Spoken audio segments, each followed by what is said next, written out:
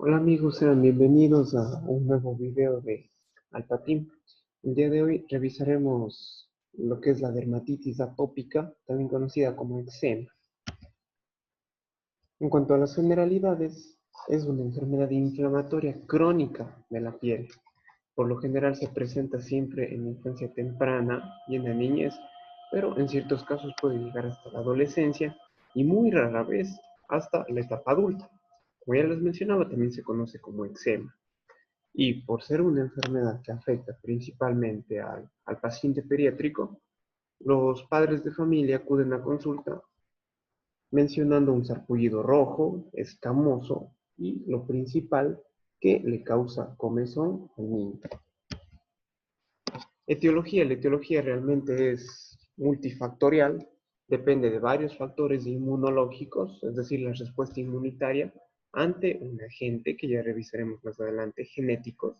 Siempre debemos preguntar acerca del antecedente, ya sea personal o familiar, de atopía, alteración en el metabolismo de ácidos grasos, barrera epidérmica disfuncional. Esto también es muy raro, sin embargo puede darse en ciertos casos donde es más fácil para los alérgenos o los agentes penetrar en la piel.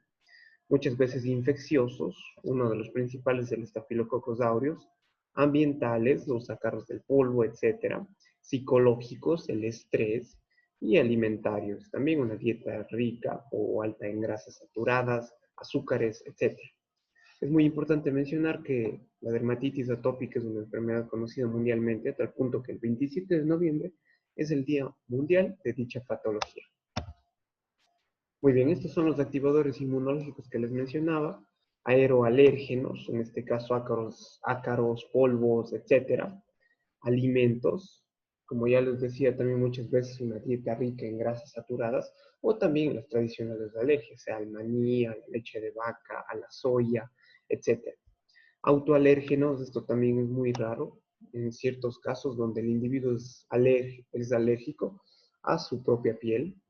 Estrés, como les mencionaba también, esto por la secreción de sustancia P, péptido intestinal vasoactivo, etc. Staphylococcus aureus, también por medio del superantígeno, se desencadena casi de inmediato, diría yo, una reacción mediante macrófagos, linfocitos, etc. La fisiopatología se resume en este cuadro, donde un agente, sea infeccioso como el Staphylococcus aureus, alérgenos o ácaros del polvo, penetra en la barrera epidérmica. Estos antígenos son captados por las células de Langerhans, que desempeñan un papel fundamental en la presentación del antígeno a los linfocitos Th1. Estos, mediante la interleucina 4, segregan linfocitos Th2, que finalmente segregarán interleucina 13, y esta será una condicionante de la secreción de inmunoglobulina E por parte de los linfocitos B.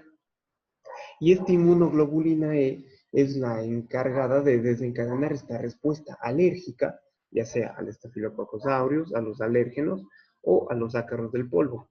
Y no queda ahí la cosa, sino que también la misma IgE muchas veces puede desencadenar una reacción autoinmune hacia los queratinocitos, que son las células de la piel. Por lo tanto, se dice que la dermatitis atópica se encuentra, digámoslo así, en la frontera entre una enfermedad alérgica y una enfermedad autoinmune. Por otro lado, la epidemiología mundial se ha visto que esta enfermedad aumentó entre 2 a 5 veces, prevalencia general 15 a 20%, prevalencia en niños 10%, no hay distinción entre sexo y raza, es decir, afecta por igual. Edad de presentación en el primer año se afecta en el 60%, en los primeros 5 años el 86%. Estacional, se ha visto que por lo general exacerba en los meses fríos, especialmente en primavera. Antecedentes de atopía, se ha visto que hay una mayor prevalencia de dermatitis atópica, en un 30% cuando hay antecedentes de atopía personal, un progenitor, el 60%, es decir, sea el padre o la madre, los dos progenitores, es decir, el padre y la madre, 80%, y cuando no está afectado ninguno, aún así, el paciente tiene un 20% de probabilidad de generar dermatitis atópica.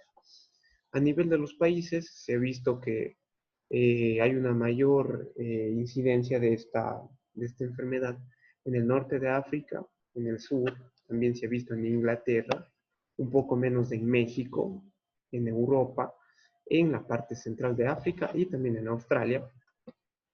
Un poco menos también se ha visto en Brasil y en el continente asiático. La clínica de estos pacientes, obligatorio, este síntoma tiene que estar sí o sí en la clínica de los pacientes, es el prurito o la comezón que tienen los pacientes pediátricos. Lesiones elementales, por lo general hay pápulas, vesículas, nódulos o ampollas, y características también distintivas de esta enfermedad es el eritema, descamación, edema y la liquenificación en estadios crónicos. No necesariamente tiene que estar todo esto, sin embargo, son formas de presentación de la enfermedad, como se ve aquí en este paciente pediátrico, se ve por lo general pápulas en medio de una base eritematosa, se ve algo de edema, por ahí pueden haber vesículas o nódulos. Sin embargo, necesitaríamos ver un poco más de cerca al paciente. Estas son las formas clínicas, puede ser del lactante, de la niñez o del adolescente. Del lactante que se presenta entre los 2 meses y los 2 años, se caracteriza por placas eritematosas, pruriginosas, simétricas en las mejillas, como podemos ver aquí. Ojo que no afecta a la región de la nariz. Puede estar también afectado el cuero cabelludo, etc. Y de estas, entre el 40 y el 80% evolucionan hacia acá, hacia la forma de la niñez. Esta se da entre los 2 a 12 años y aquí ya hay afectación papular, es decir, pápulas eritematosas, tanto en la zona del tórax como también en las extremidades, como se puede ver acá. Puede también estar afectada la cara, las mejillas, especialmente las mejillas, labios, párpados, etc. Y por lo general los niños llegan hasta esta etapa, es decir, remite entre los 8 y los 12 años. Sin embargo, en ciertos casos llega hasta acá, es decir, hasta la forma clínica del adolescente. Esto se da en pacientes mayores de 12 años y se caracteriza por estas placas liquenificadas, principalmente en las superficies flexoras, antecubital y poplitis. A veces también hay en la cara, en el cuero cabelludo, en el cuello, tórax, codos, etc. Bien, los criterios de Hanifin y Rafka, estos son muy útiles en la práctica clínica para el diagnóstico de esta enfermedad. A grosso modo, los criterios mayores, primero, el prurito, como les dije, este es un síntoma obligatorio, fundamental para el diagnóstico. La morfología y distribución, la liquenificación en flexuras, como les acabé de mostrar, afectación de la cara en niños y jóvenes, y también la combinación de estos dos factores. El carácter crónico, recordemos que esta es una enfermedad inflamatoria crónica de la piel, y también el historial, ya sea personal o familiar, de atopía. Estos son criterios mayores. Por otro lado, los criterios menores, bueno, tenemos una gran cantidad: cerosis, ictiosis, la IgE, elevación de valores séricos de la IgE, como les dije, la IgE es el principal protagonista y el que determina, digamos así, que la dermatitis atópica esté en la frontera entre una enfermedad autoinmune y una enfermedad alérgica. Edad precoz de comienzo, es decir, en la niñez, tendencia a infecciones cutáneas, tendencia a dermatitis, queilitis, eczema de pezón, pliegue de Denny Morgan, queratocono, cataratas, palidez facial, pitiresis alba, etc. Para dar el diagnóstico de dermatitis atópica deben cumplirse 3 o más criterios mayores, es decir, estos de acá, con 3 o más criterios menores, que son todos estos que vemos aquí. Bien, y para finalizar tenemos el tratamiento de acuerdo a la gravedad de la enfermedad, formas leves, moderadas, graves y persistentes. En todas estas se mencionan las medidas generales. ¿Qué son estas medidas generales? Los cuidados de la piel, es decir, una piel correctamente hidratada, evitar el rascado. Esto es muy importante porque el prurito a veces es incontrolable y debemos en lo posible evitar el rascado en los pacientes pediátricos. Los baños que no sean aproximadamente de 15 a 20 minutos, no con agua muy caliente.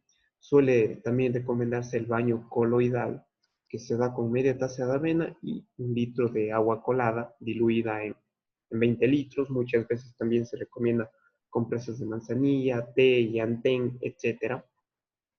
También Muy importante dentro de estas mismas medidas generales la identificación y eliminación de los factores o los agentes desencadenantes o agravantes del cuadro, como les mencionaba antes, los ácaros del polvo, el Staphylococcus aureus, etc. Por otro lado, los antihistamínicos son muy importantes. Estos permiten que el paciente evite el rascado. De hecho, si se fijan, los antihistamínicos se recomiendan en todas las formas de la enfermedad. En la forma leve, también corticoides tópicos de baja potencia, hasta dos veces por día, hasta por 3 semanas. Y también antibióticos de erradicación de focos sépticos, como les dije, el Staphylococcus aureus. Formas moderadas, igualmente medidas generales, antihistamínicos, corticoides de baja a mediana potencia, es decir, aquí aumentamos un poco la potencia del corticoide. 3 veces por día por 14 a 21 días, pero se debe disminuir gradualmente la frecuencia. Recordemos que los corticoides son medicamentos con muchas reacciones adversas. También antibióticos orales, cuales eritromicina, diclosacilina o cefalexina por 7 a 10 días, etc. Eso en tanto formas moderadas. Formas graves, igual manera, medidas generales, antihistamínicos, antibióticos orales, más erradicación de focos sépticos, y aquí ya le cambiamos a corticoides sistémicos, en dosis que van de 0,5 a 2 miligramos por kilogramo por día por 7 a 10 días. De igual manera debemos disminuir o destetar paulatinamente a nuestro paciente.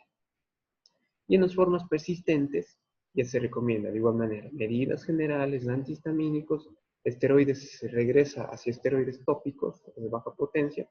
En niños se recomienda la pugaterapia y en adultos inmunomoduladores como metotrexate, azatioprina, ciclosporina, etc. Muy bien amigos, eso ha sido todo. Muchas gracias y un abrazo de mi team a tu team. Como siempre, aquí les dejamos el código QR para que puedan acceder a nuestro contenido. Será hasta la próxima. Chao, chao.